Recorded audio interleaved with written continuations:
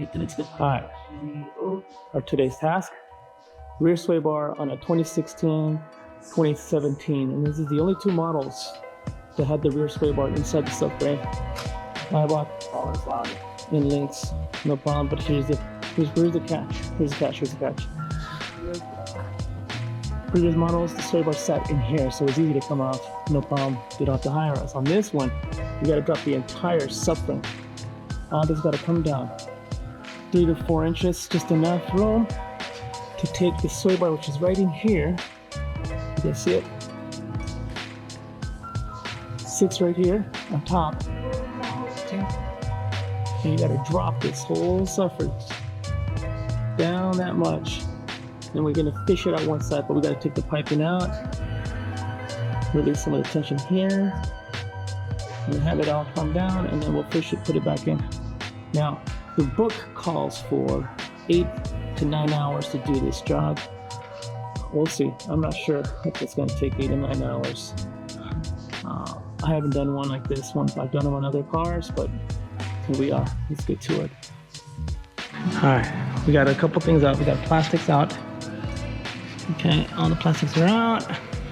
But look at this. Here's where subframe goes. There's a brace that goes along the whole entire thing. That has to come out in order to drop the subframe. You guys see that? All right. Now I'm looking at this. There is, on the driver's side in US spec cars, you have right there, you have fuel lines. So I don't think the sway bar is gonna go out on this side. It's gonna have to go out virtually to this side of the car, which I'm okay with. Have enough room. Now I gotta take this brace, take that one out completely. This one right here. That's gotta come out. And I got all my plastics. I'm gonna get to this. Here we go. We got it all. Okay. So here's the thing. There's a lot of prep you gotta do, okay? There's so much room you have to get out in order to get to this, in order to get to the sway bar and fish it out. All the bolts are out. But here's the thing, there's a sensor here, okay? That's a sensor. Make sure that these are not kinked. This one's got enough room. That's it, I can't go any more than that. This one's loose, okay? This sensor's loose, see? This sensor's loose. Make sure all things that hang have to be loose. I took these buckets out because the tension of that spring would have popped this whole thing out. So I did the due diligence, take that out first, and then let's go check the other side. I'm gonna show you the other side, okay? All right, here's the other side. Do you see how I had to take it off? Look how much room there is now. You can take that sway bar out, but also take the bucket on this side. There's a sensor here. Took that off of here. All the brake lines are off the actual chassis, so I have more leverage. This is just right, so you don't want to get too much than that. Now it's ready to come out. I'm gonna fish this sucker this way. Twist it, I guess.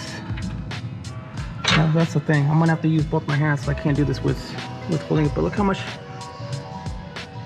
Now there's a guide pin right here, so you can see it right there. Do you see it? That's a guide pin for your bushing. There's no problem. All right, she's in.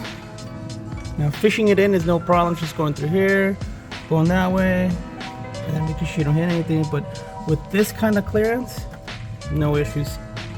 But also you gotta make sure this bushing is set this way. See, there's a little hump right in here. It's for this bracket. So it hits it right there. So it sits on it. All right, here we go. We're gonna keep going. Now, putting all this back together. Talk to you guys later.